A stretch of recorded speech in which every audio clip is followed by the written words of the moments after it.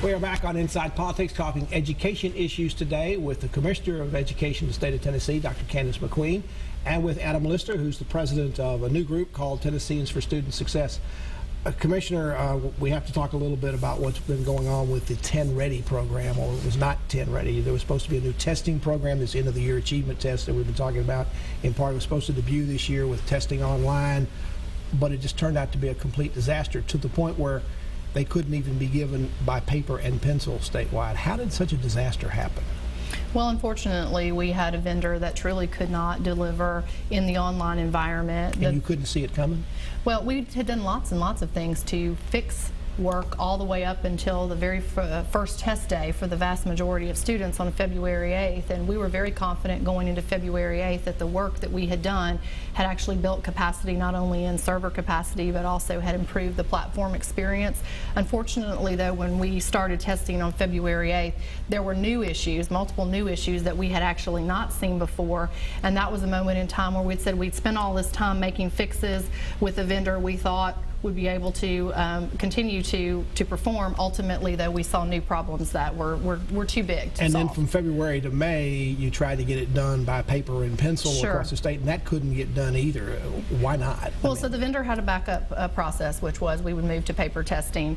We started moving to paper testing, as you know, rather quickly for the entire state, and we did get part one out. There were some delays, and we got part one out.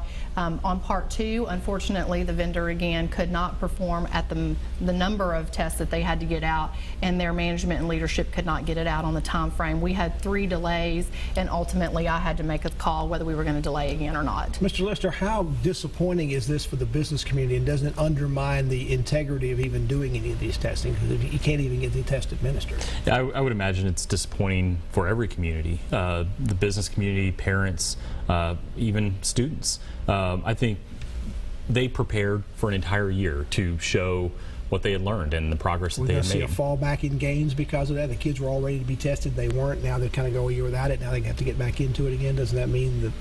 Well, they didn't learn any less this year. I would love to address that. We just don't know how much they learned or didn't.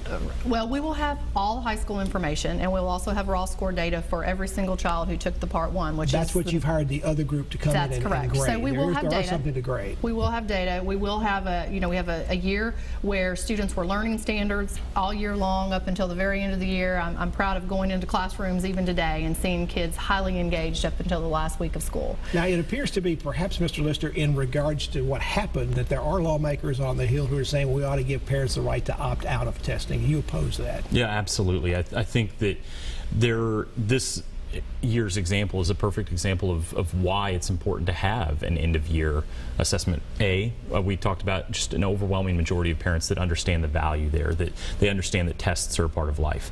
But when you opt out groups of students from a test like that, you are playing with the entire population of students, and it makes it very difficult for you to understand how that entire population is progressing as a whole, and it makes it very difficult to close the achievement gap. We've had legislators here in Nashville that have advocated that parents pull their children out, and it would directly affect and negatively impact the students that need those services the most. Commissioner, how do we know this problem isn't going to manifest itself again next year? What are you going to change about the process of hiring a new vendor to make sure it works this time? Sure, I appreciate that question.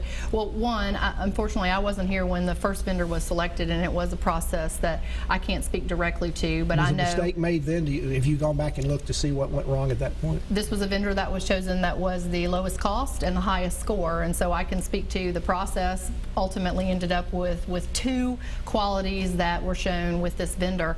What I do know, though, is going forward that we're going to be looking for quality of content, which we've always looked for. 2, making sure that at the scale that we have in Tennessee with the number of test takers, that we will ultimately end up with a provider that can actually do it at scale, both in an online environment and in a paper environment.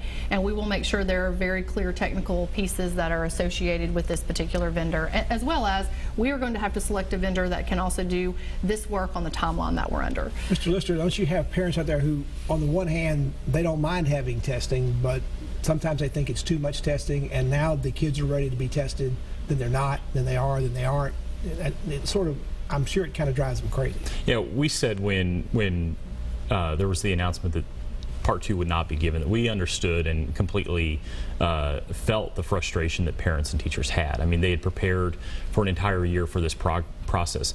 With respect to too much testing, I think, you know, it's important to acknowledge the value in each test and force the folks that are asking a student to take that particular test to demonstrate the value that it's going to provide. In fact, this year, legislation was signed by the governor that eliminated tests, hearing from parents that suggested that they thought their students were receiving too many tests. So students next year will actually receive fewer tests on average than they did this year, and our view is that they will be of better quality. Commissioner, one last thing I want to ask you about is vouchers. The governor has been in favor of at least a small pilot program to get started.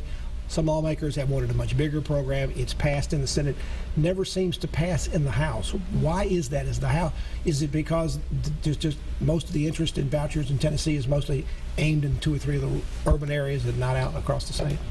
Well, I would say there's probably dissenting opinions about vouchers generally and what that actually does in terms of choice and what that does in terms of school quality. Is it a choice that Tennessee parents ought to have for their students? Well, I believe good school choice, regardless of what that looks like, is important to Tennessee. We've seen that through lots of decisions that we've made as a state and believe that that's been valuable to our parents and to our families and our student communities. So we obviously need to continue to look at choice options, and we have a special ed voucher program that's actually starting this year that was passed by both the House and the Senate. And so there is a voucher program. It's just on a different scale and with a different group of students. Commissioner McQueen, thank you for coming on the program. Adam Lister, thank you as well. Thank you, Pat.